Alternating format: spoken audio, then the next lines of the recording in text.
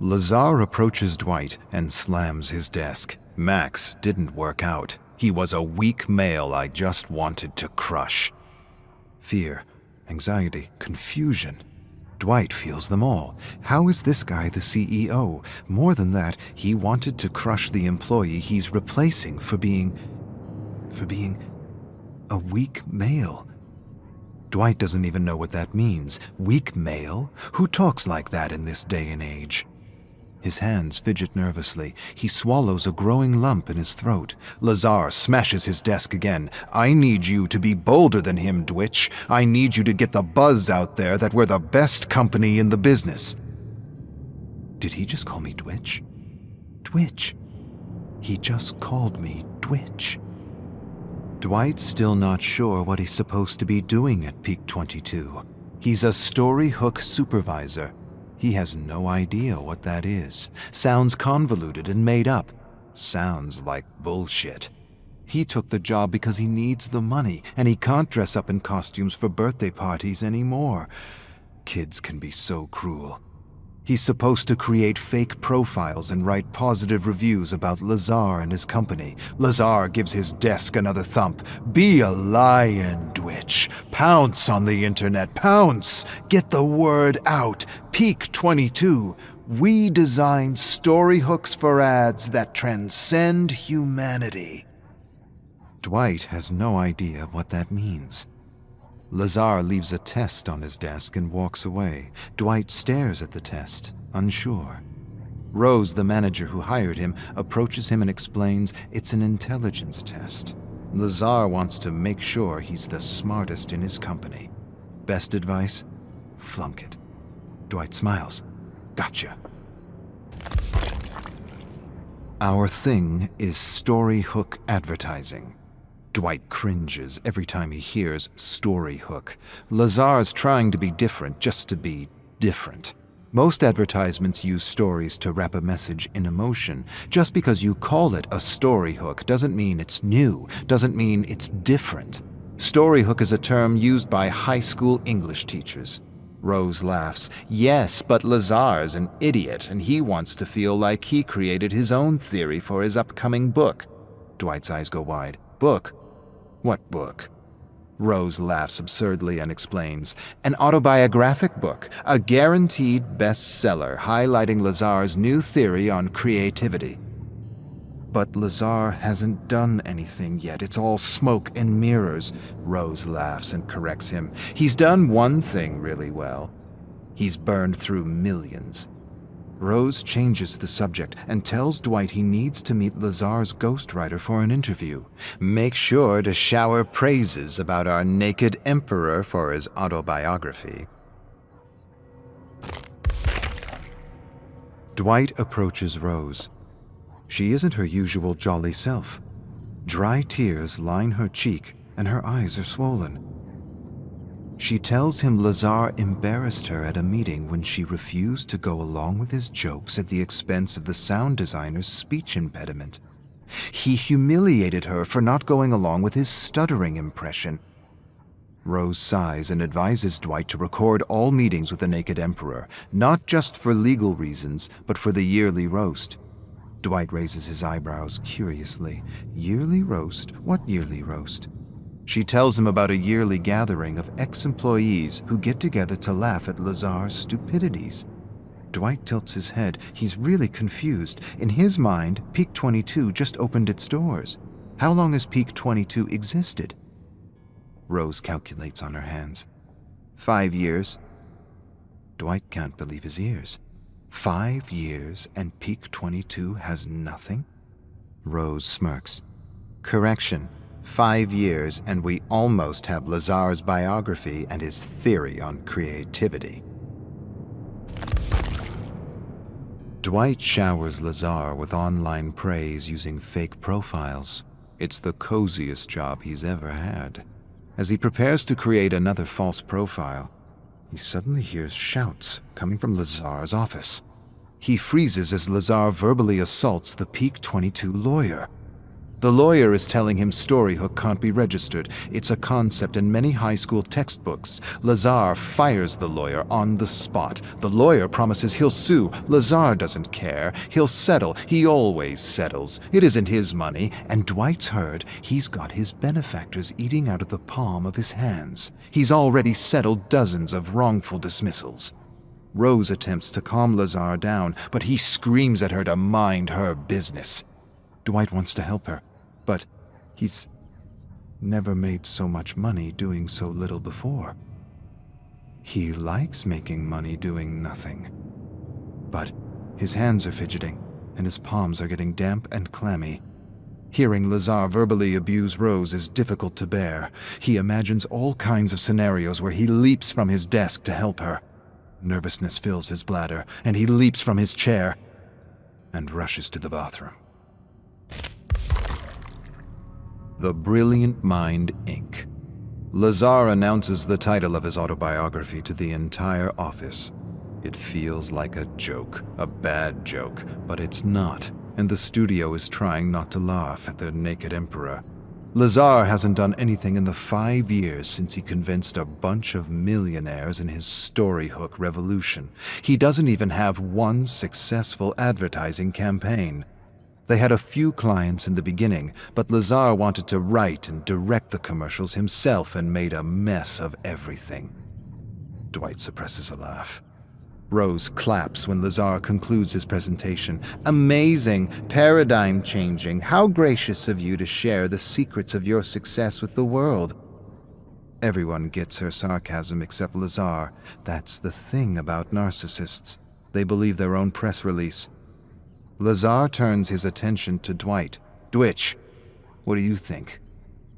Dwight suddenly feels the blood drain from his face. He echoes Rose. Amazing, paradigm-changing. How gracious of you to share the secrets of your success with the world. Lazar smiles. It's not about ego, Dwitch. It's about community and selflessness.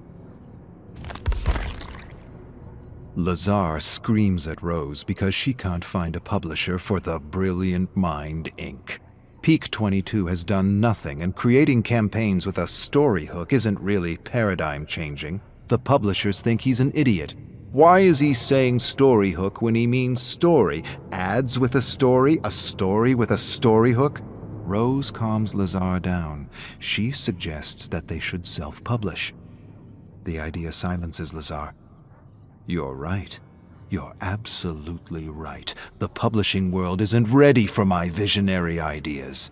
Dwight sighs and finds it harder and harder to listen to his bullshit. Peak 22 is going nowhere fast. The company is having a hard time finding clients and recruiting with all the rumors of abuse. Lazar announces he has a solution for recruitment. He'll write a Storyhook recruitment campaign to attract the best employees. Hundreds will apply, thousands. Dwight doesn't understand. For what?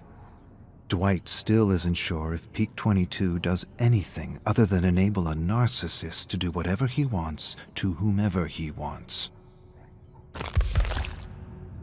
Lazar is spreading rumors about Rose. Dwight consoles her, but she's inconsolable. She says it's a pattern, his pattern. He discredits, destroys, and demolishes an employee before he fires them. He spreads the rumor he later uses to fire the person. Dwight says she's exaggerating. Rose shakes her head. Lazar's in trouble. He just spent more money on a 1-minute ad campaign for Peak 22 than a Hollywood blockbuster, and his investors want answers. He needs a fall girl, someone to blame for the mismanagement of company funds. Dwight doesn't understand. She explains that Lazar's already left a trail of blood in his wake. The last 3 women in her position were all promoted and fired for Lazar's excesses and stupidities. Lazar has an upcoming meeting with his investors. She will be this year's patsy. Dwight gives her a skeptical look. She shakes her head. You'll see. He spends the money. A woman takes the fall. That's Lazar's idea of equal opportunity. Dwight stares in disbelief as Lazar asks Rose to present the advantages of Storyhook advertising at an all-hands meeting. He interrupts her on every slide in front of everyone, then cancels the meeting. He acts as though it's the first time he's seen Rose's deck. He announces Rose has no idea what a story hook is. Everyone leaves the cafeteria feeling bad for her, grumbling that no one knows what he means by story hook or how stupid he is for using a contrived term that just means story. Dwight doesn't understand because she validated every slide in her deck with Lazar. He heard them agree. Before Dwight can talk to her, she is fired and escorted out of Peak 22.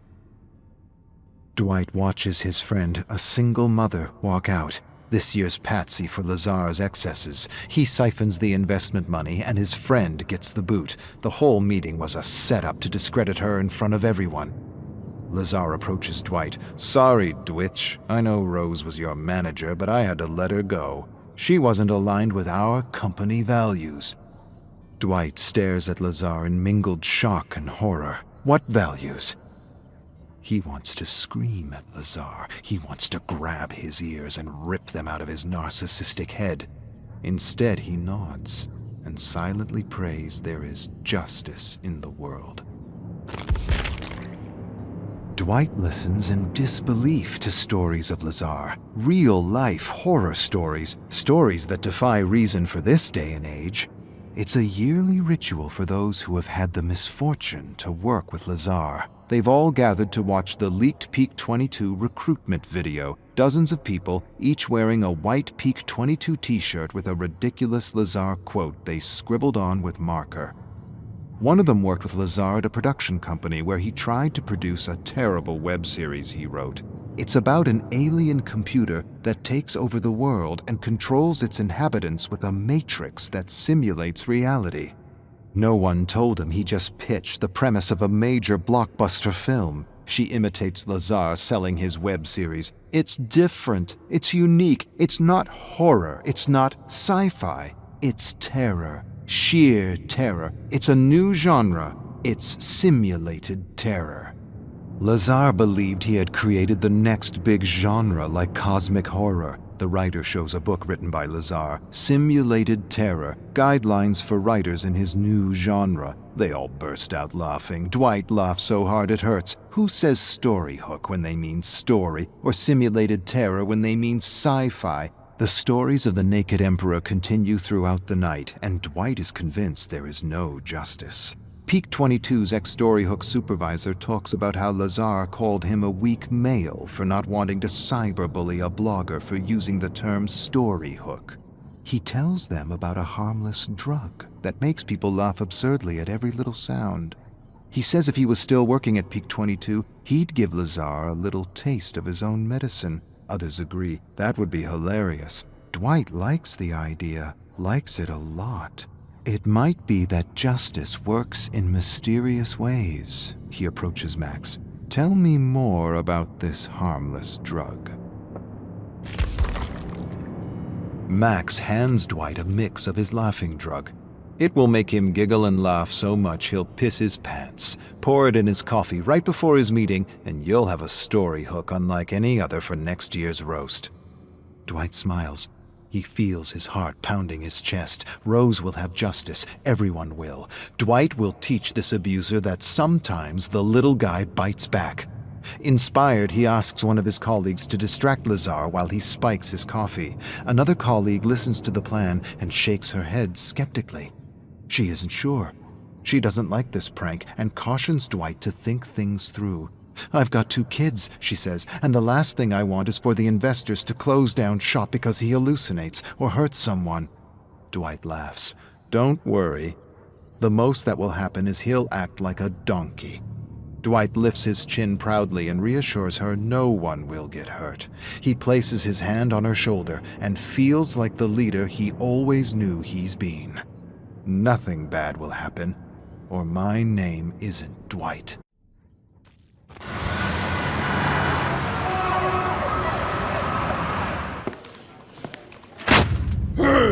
Hey, look!